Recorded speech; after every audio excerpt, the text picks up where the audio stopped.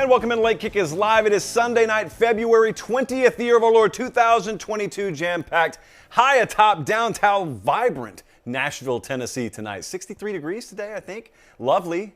And that is in advance of inevitable flooding that will come this week. But we have got a loaded show tonight. Got to pour one out. Do we for the expansionist crowd out there? Tough week for them, but I'm not here to gloat tonight, although we could. What I do want to do, because I was thinking long and hard about this over the weekend, is I want to remind you there's a whole lot more common ground between the expansionists and the four and no more crowd than you may think. I think you may be surprised, and we're going to get into it in just a couple of minutes. LSU mood tracker tonight. Miami. They're doing some things. Mario Cristobal's doing some things. I can't help but feel partially responsible because most of this staff started to get put together after he came on Late Kick. We can do that for you. For that matter, any other coaches out there that need a little boost. We got some openings. We will fit you in.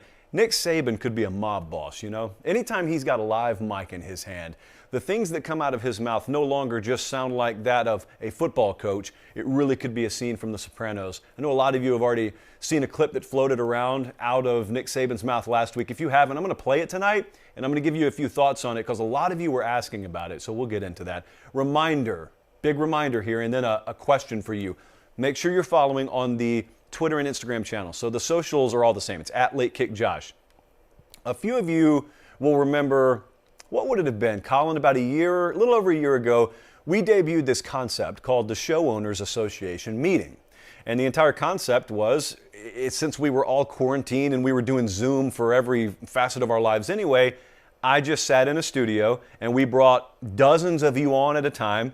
And we had this round table and, we just kind of called it a Show Owners Association meeting. It was invite only. It wasn't open to the public, but if you were part of our family, then on an invite-only basis, we had a little lottery and we selected some of you. Well, since then, they have invented this new concept called Twitter Spaces. They're fascinating. I think you'll be completely engulfed in those come football season when you really see how those operate. But before that, I want to know, do you want to kind of morph what used to be the Show Owners Association in concept over to Twitter Spaces? Because that's kind of open to everyone. And you can raise your hand and get called on, so we can do all that. But here's what I need to know. Number one, are enough of you into it?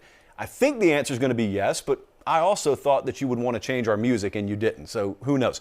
But then if you are into it, I need to know a reasonably agreed upon time of the week when we can execute this. Some of you work during the day. Some of you, like me, don't have real jobs, so you can just do whatever you want to at 11 o'clock in the morning. So we got to figure that out. So hit me up, DMs, or you can just do it publicly and let me know, and I'll let you know some of the ideas. And then when we narrow it down, I guess I'll just put up a poll and we can vote on it. And with that out of the way, let's dive into more pressing matters at hand tonight. This week, the big story in college football was obviously the college football playoff will not expand until at least 2026. And to be honest with you, listening to the decision makers in the room, I don't have a ton of confidence right now about any expansion format. Now, I'm not going to rehash my feelings on this in the immediacy because you know what my feelings are. My stance on expansion is well established. I couldn't care less about it. I am anti-expansion. A lot of you disagree with me. We've gone over that. But I want to address that disagreement in just a couple of minutes, not in a debate format.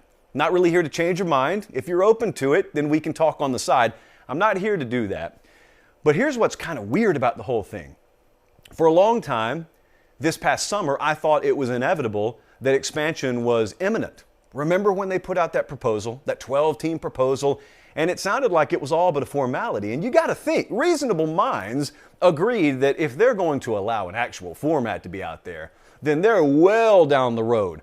And it's just I's to be dotted and T's to be crossed, but this thing's inevitable, right? Well, it wasn't. But I was so convinced that expansion was imminent, I kind of stopped talking about it on the show. I was depressed. I was saddened. I was, dare I say, dismayed and disheartened. But I was going to roll with it and we were going to make the best out of it. But I didn't do many segments on it. So we got into the season and we talked about football because that's what we talk about during the season. And then you start hearing whispers that maybe it's not quite as decided as it looks like. And so I start getting a little confidence about myself, but I don't want to get worked up too much. But I'm asking, is really there anything anyone can do? I mean, even if this microphone has a lot of power behind it, is there really anything we can do? It's out of our hands at this point, but I started to wonder, what is the best tool to fashion to fight against expansion. And you know, it turns out the best weapon that we ever could have found to fight against playoff expansion was a pair of sunglasses and a lawn chair. All you had to do is sit out in your front yard. They were going to screw it up just fine on their own. And they did. Now, you think they screwed it up. I think what happened is beautiful. But I do want to just table that for a second, okay? Because there are a lot of folks who think expansion is integral to the overall health and wellness of the sport. There are people like me who completely laugh at that notion. It's okay to debate these sorts of things, okay? It's okay, but I want to ask you to join me in doing one thing tonight. And I am talking to you, the expansionist crowd, because I know we have a sizable portion of you, even in our audience. I don't think you're bad people. I think you're good people that just happen to have a bad idea here. I hope you think of me the same way. We can debate all we want to. We can have whole shows worth of debate. I'm not really here to do that tonight. What I am here to do, though, is ask you, before we take another step further down the road of debating expansion or contraction or staying the same, can we just agree on one thing here? Can we agree that neither of us is really interested in the sweater vest bureaucrat crowd telling us what's best for the overall health of college football? Can we please agree that if the suit you're wearing costs more than what we make in an average week, and trust me when I say we, I get it, the sample department was a big part of my life. That fabric warehouse, local news was a huge chunk of my life. If you're wearing a suit that's worth more than we're making in a calendar week, can we please just agree that that crowd probably doesn't feel the same way we do when we talk about the overall health and what's best for college football? Can we agree with that? Because we're loyal to Saturday. They are loyal to a number, and that's it. And so what I'd really love for both of us to do is I'd love for us to be like, 2002, maybe, one Royal Rumble. It was Steve Austin and Triple H, and they're going at it. But every time a new participant entered, they put their disagreement on pause so they could eliminate another wrestler. That's kind of what I want us to do. It's fine. We can go at it, and we can put our knives away for a second, and we can watch the sweater vest crowd, the bow tie crowd, step to a podium when they haven't come to an agreement, talking about what is and isn't necessary for the overall health and wellness of college football. And we can just take the index finger and press it against the lips and say, shh. Go out in the hallway, go sit by the garbage, we've got this. Shut the door, and then we can get back to what we really disagree on, because our motivation is really the same. You and I, the expansionist crowd versus the 4 and no more crowd, 95% of us want the same thing. We just differ in how we best feel we can get there. That crowd out in the hallway, we can talk openly now that they're out of the room, they don't even start from the same premise we do.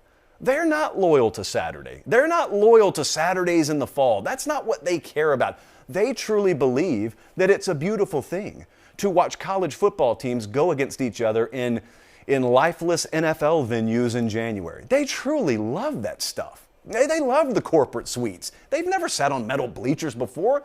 These people have never painted their chest or their face. They couldn't care less about that stuff. They have a driver go fill their car so they don't even have to touch the same gas pump as you and I do. They don't care. So that crowd's in the hallway. I hope we could have agreed at least on that. Now, where you and I disagree fundamentally is not on whether we value Saturday. Of course we're loyal to Saturday. The folks who want expansion love Saturdays just as much as I do. I know that. I'm not ignorant enough to believe otherwise. There's a lot of common ground here. And the more I was thinking about it over the weekend, there's a lot more common ground between the crowd who wants to expand and the crowd like me who wants to either sit here or go back in time, than it ever appeared on the surface. We all value Saturdays. If I were to poll the expansionist crowd and ask them, do you love the regular season in college football? 95% of you would say yes, and the other 5 are just, that's the crowd who wouldn't agree with you that the sky's blue. Everyone loves it. Amongst us, everyone loves it because we're actual real college football fans. We're not loyal to anything other than really our interest in Saturday. And we also love the concept of a champion being crowned. Where we differ fundamentally is we differ in how much we think an expanded postseason would negatively impact the regular season, and then at a far more like elementary level, you and I disagree on how important the playoff should be, period. And so I was scrolling through Twitter the other day when this news broke, and it was a guy by the name of Greg Tepper who I thought summed it up beautifully. and impart. Actually, you know what? I took a screenshot of the tweet. Listen to this, because this encapsulates exactly what we have talked about on this program for a long time. But in order to understand this, I don't need you to take one step back. If you're an expansionist, I will ask you to do this for me.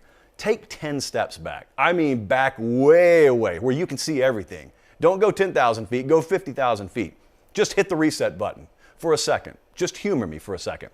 And I want you to think about this sport as if you just walked in the door.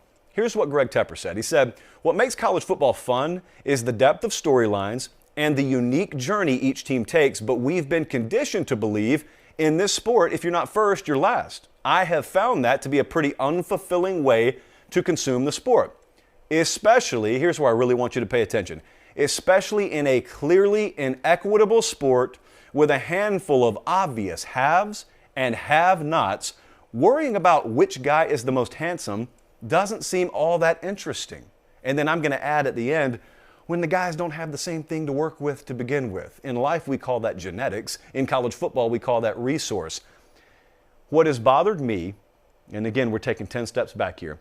You know, if you've watched the show for a long time now, what's bothered me at the core is the concept of applying Sunday principles to the Saturday game. I never push back against the NFL. I never rail against their postseason format. They can make that thing as big as they want. They can take 20 teams for all I care. I've never pushed against it because it makes sense to have an expanded postseason in the pro game. Because everything about the pro game is built on the foundation of an equitable approach. In other words, it's meant to be a vice. It's meant to punish you the more successful you are and push everything to the middle to where on any given Sunday, it's why one of the most successful football movies ever had that name attached to it. On any given Sunday, anything can happen. That's never been the case in college football. Quite literally, regardless of what the statistics crowd tells you, if I put Miami of Ohio on the same field as Alabama, you're getting the same result a million times out of a million. To pretend that 130 teams play the same sport is laughable. It's always been laughable to me, but there's nothing wrong with the actual structure of the game. What's wrong, as Greg Tepper very, very astutely pointed out, is to pretend that if you're not in playoff contention, which realistically like 5 or 10% of the sport has any chance to ever be, that you're a failure, that you're last, and that you should be disappointed in your outcome. That's the part that's laughable. The reason I asked you to take 10 steps back instead of just look at it from a different angle is because you need to go back a little ways. And if you're 19, 22 years old, we got a huge college audience. You guys really don't remember a time wherein this sport did not revolve around the playoff. You grew up in the who's in era, as we like to call it. I will credit ESPN for dropping that this past year as part of their marketing campaign. Damage done, but credit the four-letter network at the very least for dropping that as part of the college football marketing campaign. But you grew up in the who's in era. And so I understand that everything about your perception of this sport has who's in baked into it. Like the playoff is the center of your college football universe. But when you take 10 steps back, you can think of a time, some of you lived through it, most of you lived through it, some of the younger crowd hasn't, but think of a world where the playoff is there, the national championship is there, but it's not even remotely what the sport revolves around.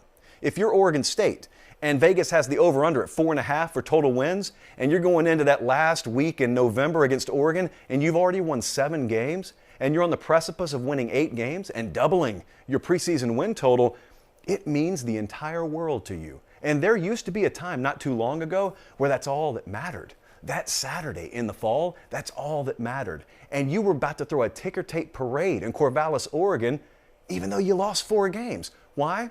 Because your expectation level was properly calibrated. It wasn't attached to this foolish notion of who's in. There was a world where we had a national championship, but Saturdays in the fall, that's what the sport revolved around. And then a crowd came in and they said, you can keep all that and also have this big playoff apparatus attached to the end of that season. You've already seen what 4 teams worth of a playoff has done to that concept. I think it's very foolish, and those of us in my camp think it's very foolish to assume that more of what caused the initial problem will solve the problem. Now that, at its very, very core, has been my approach to this. But I want to follow it up with this idea. Whether you like it or not at the moment, we've got what we've got for the next few years. So I would encourage you, since you can't do anything to change it, you're as powerless as I am to change it, I would encourage you, at the very least, over the next few seasons, to approach college football and your own viewing experience and your rooting experience with the mentality that Saturdays in the fall are what are totally unique to this sport. The regular season being crystallized is what's totally unique to this sport. It doesn't always have to work off the premise of the fact that we're building towards something at the end, and if we're not involved in that, then this in the present doesn't really mean as much. It doesn't have to be that way. It doesn't have to be that way at all. When I did radio hits last week, and people were asking me, what's your ideal format? They were thinking I was either going to say 4, 8, or 12, and I told them 2. I'd love to go back because I think the sport was a lot healthier when we lived in a time and period where there were 2 teams, but look, folks were jacked to play in the Gator Bowl. Folks were jacked to play New Year's Day in Florida or play out in the Rose Bowl. Doesn't matter if there's a national championship attached to it. There are going to be a couple of teams out there, and this is still the case and always will be the case, no matter what your postseason structure is, that are way better than everyone else. Some years it's 1, some years it's 4, but that crowd can go play for a national championship. I'll watch it, you'll watch it, we'll all enjoy it. It'll do a huge number. We don't have to delude the rest of what is most valuable in this sport, that being the regular season, in chasing unicorns. And the unicorn, in this sense, is competitive balance and parity and evening out the recruiting landscape. It's never happening. It's not going to happen. Here's the unfortunate part and why people like me get a little worked up about it. I speak in such absolutes because I know it's not going to happen. I mean, I'm as certain about that as I am the sun coming up tomorrow. That's not the debate in my mind. What debate in my mind is what do we do when we get there and the rest of these folks realize this was fool's gold? And we just enriched a lot of the bow tie sweater vest crowd who told us this is what's best for college football, and then you come to that realization. Wait a second. It turns out what's best for college football actually meant what's best for them. And I'm looking around and I don't like what the sport is now, but then you look behind you and guess what you don't see? You don't see a bridge. It's out. The bridge is burned. You can't go back. And then folks like me who never wanted to cross it to begin with are looking around and you can't even say, I told you so, because even that's pointless when you get to that point. So that is my general take on why I don't want expansion. It's also understandable, even though I disagree with it, when you guys come to me and you think to yourself and you tell me, you love the regular season, our approach would give you more to love in the regular season because there would be more games with playoff implications riding on them. The second part of your sentence is true. The first part is not. You're assuming that the value of that playoff is always the same. You're assuming that the value of one of those playoff spots always will mean what it means right now. And it won't. You cannot decrease the scarcity of those spots and maintain the value of them. You can't. It'll take a few years once we get into that, so we may be talking about like 2030 by the time this happens, but there'll come a day where those playoff spots don't even mean as much. And then all of a sudden you got a huge problem on your hands, and I'm not going down this road tonight, but you know, once upon a time, not too long ago, like a decade ago, it would have been ludicrous to ever assume that any player was going to entertain the idea of opting out of a New Year's Six caliber bowl game. Now it's regular. And so I would say right now, it's totally ludicrous to ever assume that a player would consider opting out of a playoff game. And for right now, it is ludicrous. And for a while, in an expanded playoff, it'd be ludicrous. But there would come a time where your expectations about how the playoff plays out would be recalibrated. And there would also come a time where your value that you place on playoff spots would recalibrate. And then you would be in the new college football world. And once it became known in everyone's mind that those playoff spots aren't really worth what they used to be worth, and these teams get blown out every playoff anyway, once we got to that point, and you had a kid with millions of dollars on the line, and all of a sudden we've come to expect that that 9 seed's going to get run, that 11 seed's going to get run. It happens every year. All of a sudden, all it has to do is happen once. Have the phrase meaningless playoff game floated out there, and have the concept of a playoff opt-out floating out there, and it is wildfire. It takes off, and it's there to stay. And you look back again, you say, how do we get rid of this? What do we do? There is nothing. It's like westward expansion. You know, if you don't like New York, you can move to Missouri. You don't like Missouri, Might I suggest the Rockies? You don't like the Rockies? Check out San Francisco. You can't move any further west. And so once you get to that fabled kind of 12-team utopia of a playoff expansion that everyone, or a lot of people at least, think is the answer to all of college football's problems, and it doesn't work out, you have nowhere else to go, and you can't go back either.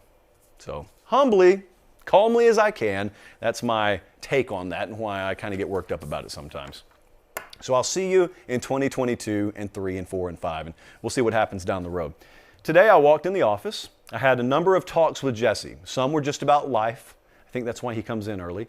And then others were about the show. I was kind of floating some ideas and bouncing some concepts off of him. And then I got to this piece of paper, which is always blank, because as I told you, our friends at Academy trust me enough to not make me stick to the ad copy. I can go any direction I want. And so we were talking about how to best encapsulate what Academy means to the show. And Jesse said, paraphrasing of course, you would never know if I wasn't, he wouldn't even call me on it. He said something along the lines of, I grew up in Pennsylvania. I had never heard of or shopped at Academy until I came down here. And it's true that Academy is somewhat of a regional brand. Now, I grew up in the South. I've always been around Academy Sports and Outdoors, but I take it for granted that some of you, kind of like the Chattahoochee River, some of you just think it's part of a country music song. You don't know that it's actually a place down here we grew up on. Well, with Academy is like the retail version of the Chattahoochee. Some of you have heard of it in name only, but you've never darkened the doors of one. And Jesse was one of those folks. Now, Jesse has come over to the right side of the fence now, but I know a lot of you have never had the opportunity to visit one. Well, that's why I always emphasize academy.com.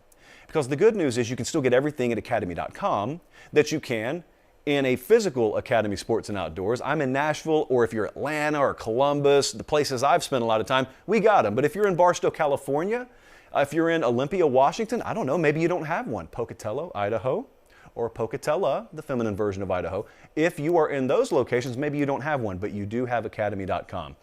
And as I have told you for the last several weeks, we're kind of having that turnover period now in the seasons, and a lot of you are out there starting a lot of different outdoor activities.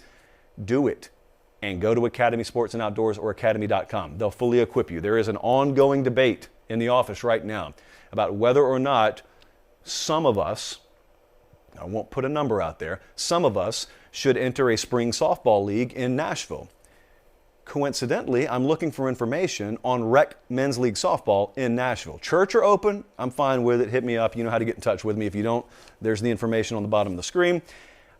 Academy Sports and Outdoors, though, I can tell you is where we will go. Whether we play or not, we will go, and I encourage you to do the same. Moving right along here, I made a little executive decision, and so I told the crew. All right, I didn't want to go out of order. The Mood Tracker has become our most popular segment. The Mood Tracker we do to take the temperature of fan bases, and I really think that a lot of the gambling crowd values this, but also the hardcore college football crowd values this, even if I'm not talking about your team, because it really helps to have a firm grasp on the overall sport. And I have found that a lot of times fan bases, even though they may not be right about predicting specific wins and losses, they usually always have a much more advanced feel on their program, and they are in tune with the stuff that the rest of the country is going to find out 6 months to a year down the road. So with that in mind, the LSU Mood Tracker falls upon us tonight. Culture, as I was talking about earlier, culture is great. I mean, culture is great in sports, but college football is built on it. And if you've never been able to take road trips, if you've never gone to strange campuses and strange stadiums and experience new people and fan bases for the first time, you kind of only get it in theory. If you've been blessed or fortunate enough to go on the road and visit different venues and places, you get that what may be commonplace in Blacksburg, Virginia, may be totally weird in Corvallis, Oregon, and vice versa. And I can confidently tell you, having spent a lot of time in Baton Rouge, to put a finer point on it, what is accepted and commonplace in Baton Rouge may terrify the rest of the country. But that's beautiful because that's culture. There are some things that are routinely seen on a Saturday night in Death Valley that would probably land you in a penitentiary in other parts of the country. But that's okay because that's culture. But as we tie that in conceptually with the Mood Tracker, there are some things that may make a fan base on this pinpoint on the map happy, whereas at that pinpoint they may reject it wholesale. Well, Brian Kelly's the new head coach at LSU, so what do we think about that? The LSU mood tracker, I went over to Go 24/7 earlier today, and I asked the message board there, give me your thoughts. LSU football, my current mood towards LSU football is what? I got reboot and rebuild, I got fresh, I got underestimated, I got overlooked, optimistic, positive. So there is a general positive tilt towards LSU football right now. And I took all that and I put it in the blender, and I'll tell you what I poured out. The current LSU football mood to me is closing the gates. Think about LSU for a second when they've been good. What is your most vivid memory of the best LSU teams? Take that, and then I want you to think about how it doesn't blend in at all. When LSU football is operating at max capacity, it doesn't blend in. Quite the opposite. It stands out. And it's got a very unique feel to it. That's culture. It's got a very unique look to it. It's like if you sliced the state of Louisiana open, everything that poured out is what you'd see Saturday night on the field in Death Valley. That's LSU football at its best. And it has a lot to do with Louisiana, but that's also why when Brian Kelly came in the door and started doing some things that made a lot of the rest of the country laugh or make fun of him, I never talked about it a lot on the show. If you noticed that, and a lot of you did because you asked about it, there were two reasons.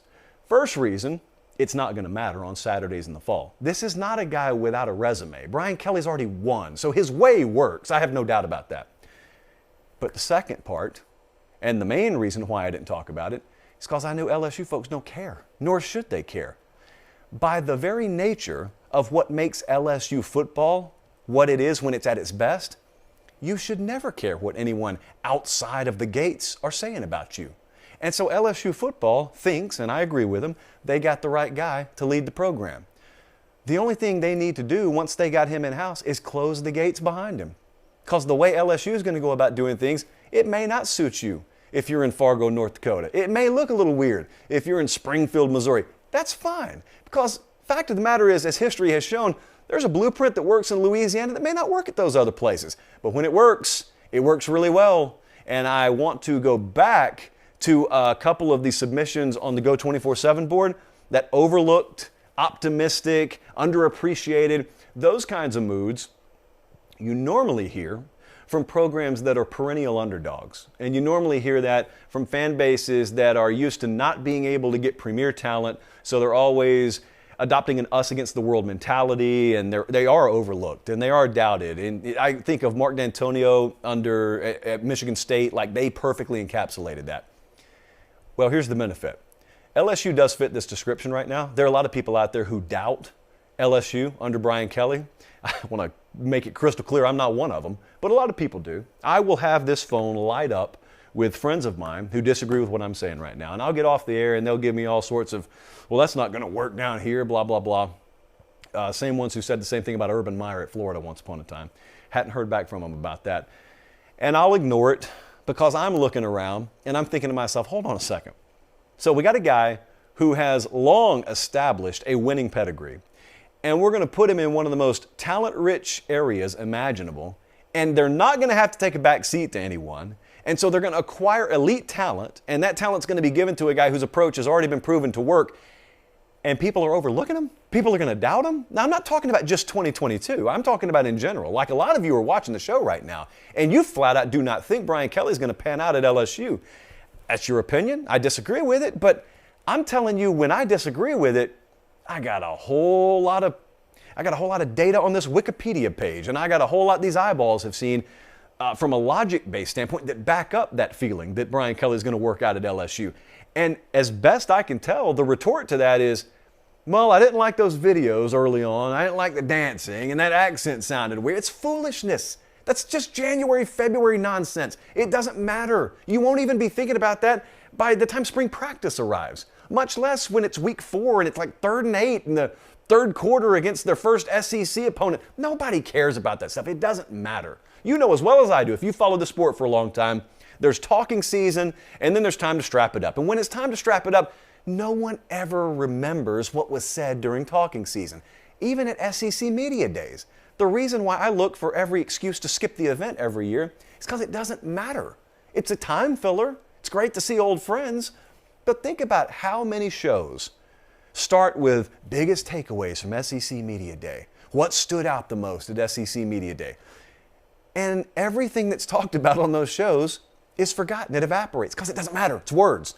What matters are results. LSU's going to get results, the ones they like under Brian Kelly. The mood down there, though, close the gates.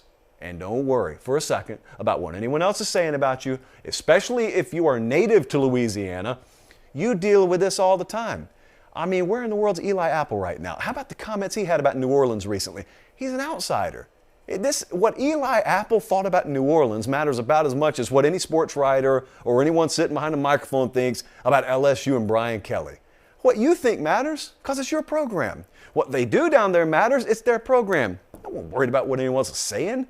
And I'm not even from Louisiana, and I've been down there enough to know that. So the current mood around LSU football, close the gates and then throw away the key. Don't even worry about it.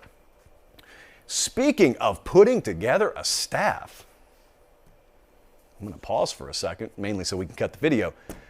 Mario Cristobal's gotten pretty serious pretty quickly about this staff down at Miami. Now, I want to pause for a second. I want to bring something up. So I had a buddy of mine who is a big Miami fan, and he brought something to my attention the other day. He said, you need to go check this out. So he sent me a link to our friends over at Canes Insight. It's a big Miami website, and they got a popular message board over there. And there was a 7-page deep thread about the interview that we did with Mario Cristobal a couple of weeks ago. On a Sunday night, we had him on the show. He spent a good 20 minutes with us. Very enlightening, ton of meat on the bone in that interview. If you haven't seen it, go search it. It's on the channel right now. Our friends at Canes Insight were talking about that, and then it got into this fascinating debate about how old I am, and they linked the wrong Wikipedia page because that dude who created Outer Banks is still getting confused with me. We got to fix it, and we're going to fix it, but in the meantime, there are folks out there who have no clue how old I am. Well, I'm going to tell you tonight how old I am. I'm going to say a friendly hello to our friends at Canes Insight. I know this will get over there, but I'm going to tell you how old I am. I'm old enough to remember when Mario Cristobal couldn't put together a staff at Miami. That's how old I am. That feels like a long time ago now, doesn't it? In reality, it's only a few weeks ago. But boy, things sure have changed down in Coral Gables. I interrupt that foolishness to break this news for you. Mario Cristobal may have the best staff in the ACC right now. Hold on. Hold on. I know a lot of you are pushing back. I know they hadn't coached a game yet. I get all that. And so for the sake of avoiding a very unnecessary debate, let's just safely call this one of the best staffs in the SEC or ACC. I put a poll out there a little while ago. It's not a poll. It was actually a statement. And I asked you guys, it's on Twitter right now. I only did this like an hour ago. I simply asked you, who has the best staff in the ACC? Now, some of you who wanted to overthink the room started talking basketball and promptly got blocked. I'll unblock you tomorrow. But there's no room for basketball when this sport has no offseason. Juwan Howard, though, Pate State material. Yeesh. Anyway, back to the sport at hand. I asked you guys, who has the best coaching staff in the ACC right now? Vast majority of you said Miami. Now look, I got a lot of respect for Wake Forest and the staff they have. I think very highly of North Carolina's staff. Dabo at Clemson is always going to have a good staff. There's a lot of unknown about that staff right now. But look, there is no staff out there, I think this is safe to say, that is definitively better than the collection that Mario Cristobal has put together. So here's what's happening. And then I'm going to tell you why it is very, very important, not just for Miami fans, but for all of America, for all of the college football public. You know this has been a focal point on this show for a while. And there's that beautiful Miami B-roll. Really, I cover Miami just so we can look at the B-roll of the fans and the city. So look, I first want to show you who he's hired. Here is the current Miami coaching staff, and I think we've got it on graphic. And so I want you to look at this list of names now. You got Josh Gaddis as the offensive coordinator. Kevin Steele now is the defensive coordinator. He's got Kevin Smith there, running backs. They just brought in Jamel Adai, to coach DBs from Georgia. Frank Ponce is the passing game coordinator. Charlie Strong recently hired as linebackers coach. Aaron Feld came all the way from Oregon. He used to be on the Georgia staff. He's strength and conditioning. So look, a lot of these names you recognize, maybe some you don't. Here's what Mario Cristobal's done with this staff. First thing he did is he went and got a whole bunch of guys who have coached under Nick Saban. Now that's important for two reasons as it pertains to this Miami staff. Number one, it's because obviously you want folks who have seen that process play out firsthand up close. But here's the second thing. They appreciate the grind and they're not scared away by it. Mario Cristobal's probably had some guys on his staff in his first few years as a head coach at FAU and then at Oregon that were turned off a little bit by what that grind entails. You don't have to worry about that, because if you've ever worked for Nick Saban, then that's irrelevant. Guys just assume that's part of the job. So guys embracing that grind, he's not going to have to worry about that with this crew. And most of these guys have been around the block, but there's also a healthy collection of youth and experience in this crew. But first and foremost, these are recruiters. These are guys that know how to go get the groceries. Meemaw used to say all the time, you cannot cook a 5-star meal with an empty fridge. Mario Cristobal knows that. And so now this is setting up to where it would very much surprise me if Miami didn't have the best talent roster in the conference by 2024. What they do with that is its own discussion. But Miami is about to recruit at a top 5 level every cycle. Of that, I'm virtually certain. But then I want to ask you this. When's the last time you watched any staff get put together in the ACC and it made you go, whoa? It normally happens in the SEC. Lincoln Riley may do it, when Steve Sarkisian gets to Texas, some of those big programs, they may do it. That hadn't been happening in the ACC. It's happening right now, though, in South Florida. And I also want you to remember the status quo has changed. See, Mario Cristobal just spent about half a decade out on the West Coast, in the Pacific Northwest, no less, proving to you that he is elite at convincing guys to leave home. Now, he's put together a staff of all-world recruiters, and their task is simply to convince kids to stay home. Judging by my own history, it's a lot easier to convince folks to stay home than it is to leave home. But I mentioned the college football public, and I mentioned America, and how this is important for everyone. And you may be sitting in Lincoln tonight thinking, what in the world does this have to do with Nebraska football? Or Tennessee or anywhere else. What does this have to do with us? Good for them. Or maybe you doubt them, but it's irrelevant. That's Miami. This is my program. We led the show tonight talking about the playoff, right? And everyone has told you and given you their theories on what it's going to take to have parity and competitive balance in college football, and 95% of it is it's fool's gold at best, and it's totally ignorant at worst. But this actually has substance to it. If you ever change the recruiting dynamic in South Florida, and you can ever not shut it off, but just limit the ability of Georgia and Ohio State and Clemson and Alabama to come into South Florida and out-recruit in-state programs for the top talent in South Florida, think about the reset button in many ways that hits on college football. Because if you watch Georgia versus Bama, or you watch Bama versus Clemson, or Bama versus Ohio State, there was a national championship Alabama won. I think it was against Ohio State. The entire secondary was from South Florida. Like, how insane is that? That's got to stop. That's what you got to stop. If you want competitive balance, let Nick Saban take a few less 5 stars per cycle from South Florida. Maybe he gets them from somewhere else. Maybe he's already got enough embarrassment of riches where it doesn't impact him. It's not going to help him anymore. It's certainly not going to help Clemson or help Georgia that they've got 1 or 2 less elite kids per cycle that they can take. This is not just a solo job. Miami needs some help in achieving this for the overall balance of college football.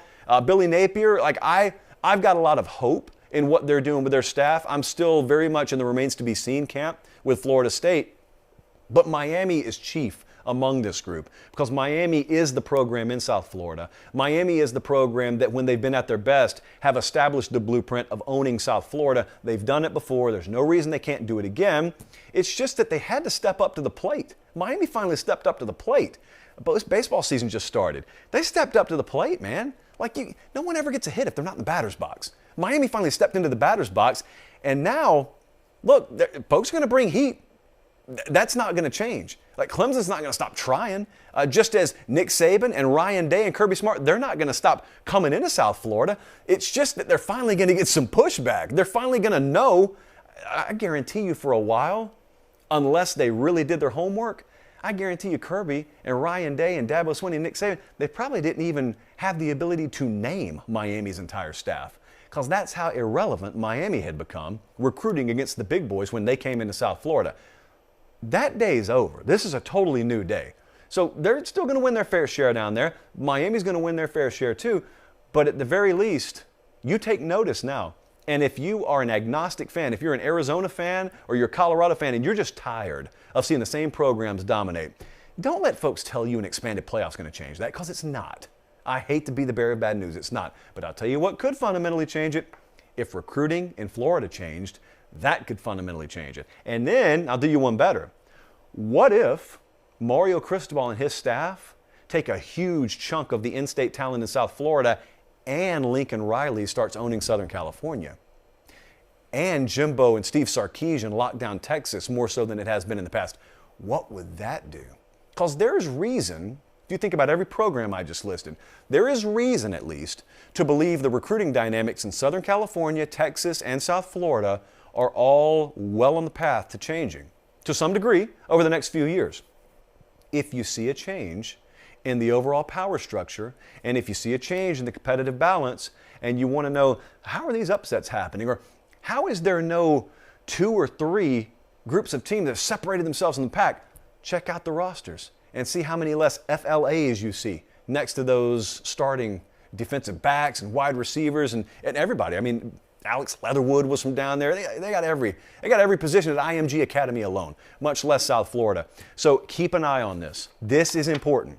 Unlike some of the stuff they tell you is important, that's actually important. Speaking of one of those coaches we were just talking about, we had a question the other day. Colin, I'll give you a good endpoint here in just a second, but this is going to be a really good clip. All right, here we go, Colin. So we had a question about a clip that was surfacing from Nick Saban. Nick Saban was doing a speaking engagement last week, and he was with the high school coaches across the state of Alabama. And this has been a function for several years now where Nick Saban's a featured speaker, and you usually get some really, really good sound because even though it's being recorded, Saban's talking amongst his peer group, coaches, to put a finer point on it. And he's always really open. So we had a question, and this was from Bob, 3 Bobs, and he said, could you speak on one of your shows about what you think the purpose of Nick Saban calling out 3 players for being the reason for the national championship loss was? To motivate everyone, or was it some other purpose? That is not like him to do this. So why have me summarize it? I actually just have the video. So we'll roll the video and then I'll talk about it on the other side. Let's take a look. All right, we lost the national championship game, all right, because basically, you know, we had 3 corners out, both starters and the best backup. All right, so we're playing with some guys that didn't have a lot of experience, and it eventually got us in the 4th quarter. All right, and we had the kind of team where we had a really good quarterback, and we wanted to have skill guys that they couldn't guard. So we had 2 that were really, really good, Mechie and JMO, and they both got hurt. So now we were playing with guys that typically didn't have to play at those positions. So the lesson to be learned, whereas there were 3 guys, and I'm not calling out any names, all right, that basically didn't do the things they needed to do throughout the season, all right, because they were frustrated with their circumstance. And this is a story that you should take back to your team so players understand this. So they're frustrated with their circumstance because they're not playing as much as they want to. They're outcome oriented. They want to worry about how many balls they catch or how much playing time they get or whatever it is.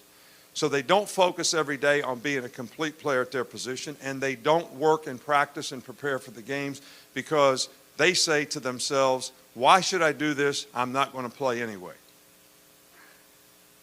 So we had 3 guys. They all had a significant role in the national championship game.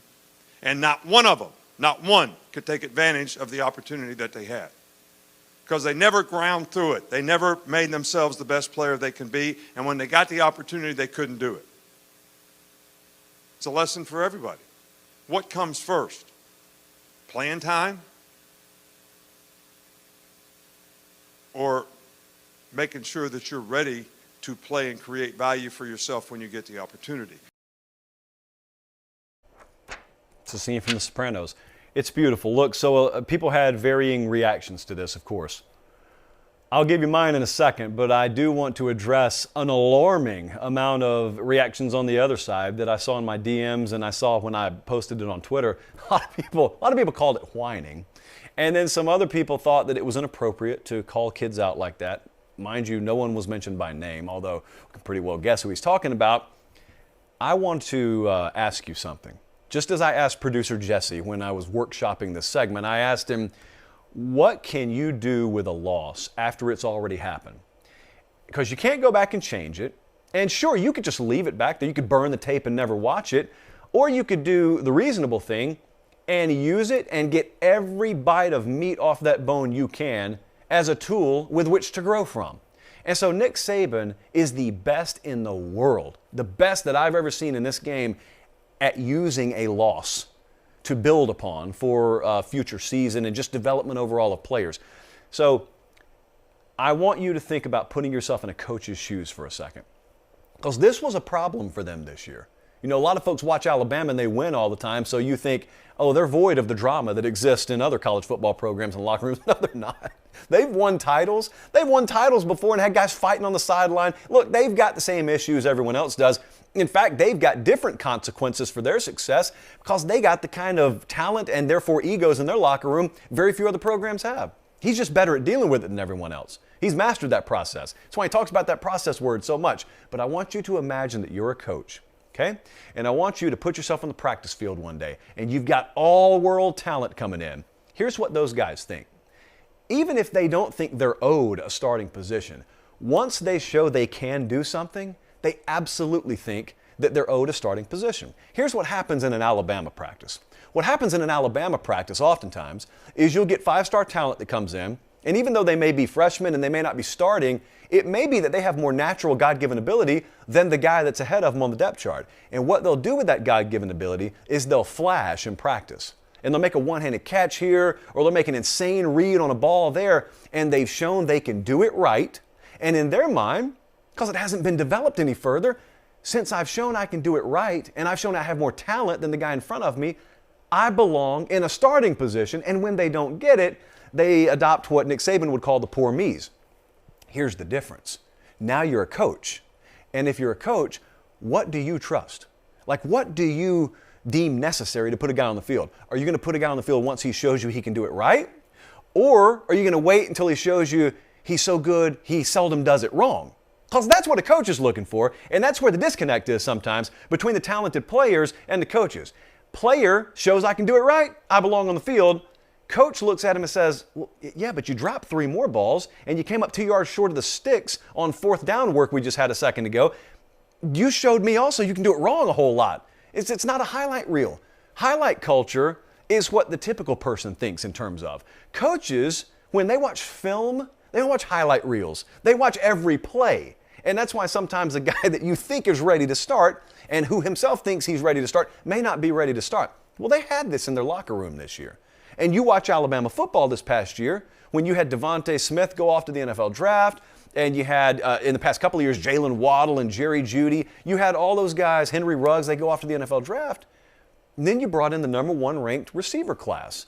And so a lot of people, I was one of them. A lot of folks thought those freshmen, just like those past freshmen, they will seamlessly transition, and by the midpoint of the season, they'll have 2 or 3 true freshmen starting for them. Well, it didn't happen that way. And instead, they went and got a dynamite transfer named Jamison Williams out of Ohio State, and he started, and he's going to be a first-round draft pick because of it. They had John Mechie, who was a technician and a phenomenal perimeter blocker, probably an underappreciated facet of his game that they missed every bit as much as his pass-catching ability when he did go down. But then you think to yourself, well, certainly they're going to be okay because they have depth behind them. I remember all those 5-star rated kids. They weren't ready. They weren't ready.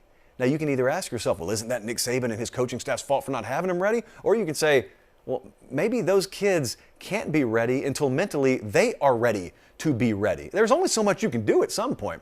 Well, you can tell Nick Saban's got to that point. With those guys, it doesn't matter that they're still freshmen. A lot of those guys, whereas most other coaching staffs out there, because they're terrified of losing their jobs, would be begging those guys not to transfer, Nick Saban took a mic. You realize what he just did? He took a microphone and through the media openly dared those guys to transfer. He doesn't care. He wants it to work out.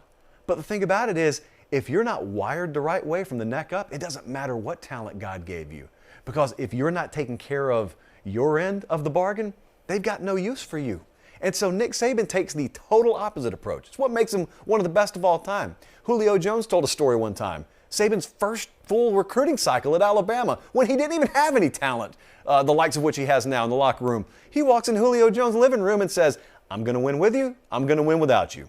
I want you to be a part of what we do, it's going to happen either way. And Julio Jones commits to Alabama. It's always been that way with him. It's not changing. But right now, like what fascinates me about that whole thing is a lot of coaches would either remain mum on this. They certainly would never go public with it. And even in private conversations, they're probably baby guys along. And Nick Saban goes scorched earth and tells people in no uncertain terms, you're going to do it our way or I don't need you here. Don't care how many stars were next to your name. You need to move on. And he just dares them. And the beauty of it is because it's a natural filtration process. It's the same way in recruiting.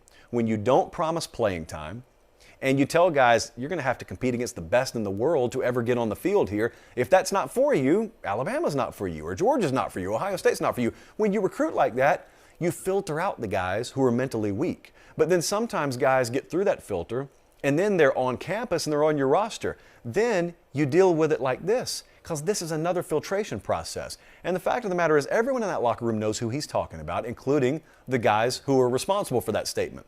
They're going to do one of two things. They will respond overwhelmingly positive to it and they'll be better for it. And 2 years from now, when they're playing for another title, ESPN will do a pre-game feature where those kids are telling you, boy, I hated it at the time, but that was one of the best things that ever happened. That's where my career turned. That'll happen, or they'll transfer after spring practice. One of the two things will happen. So what he wants to know is he wants to know now. He's not interested in having dead weight on his roster for another 2 years, and then, you kind of got a guy who never fulfilled expectations, but he just took up a scholarship for 3 or 4 years. Not the way it's going to happen at Alabama. So there's going to be that filtration process. That's all that was. So to answer the question from T-Bob, I wasn't surprised at all. He does this. He just doesn't do it routinely because it has to maintain its impact when it does happen. But I loved it. Like I'm always for coaches doing that. This is a bottom line business. You cannot ask to be treated like a grown man, but then when you don't do what grown men are supposed to do, expect to be treated like a kid. You got to choose one lane or the other. If you want to be treated like a kid, that's cool. You're not going to get a scholarship there. But if you're full ride scholarship to play football at Alabama, your days of being a boy are in high school. Like, this is grown man time. And if you don't fulfill your end of the deal, when they're giving you every tool imaginable to succeed, you're going to get called out. And you either deal with it and grow from it, or you hit the road and go find somewhere else to play. I think that's fair. The worst part is when someone's not clear and not brutally honest with you. That's the worst place to be in. There's no doubt where Nick Saban stands when it comes to any of those guys he called out. No doubt whatsoever. Ball's in their court, always has been, always will be. That's our show tonight. We appreciate you watching. Make sure you let me know. Some of you just tuned in. We're doing something with Twitter Spaces. Now, I want to be consistent with it, and I want to be convenient with it. So let me know. I'm open. I'm going to listen this whole week, and I'll probably decide something later this week. What do we want to do with it? Do we want to do something consistently with it? What time of day or week do we want to do it? So I'm going to be listening, taking your suggestions, and I'll let you know what comes out. Until then, for producer Jesse, for director Colin, our entire production executive team, I'm Josh Pate. Have yourselves a great start to your week. Thanks for watching, and God bless.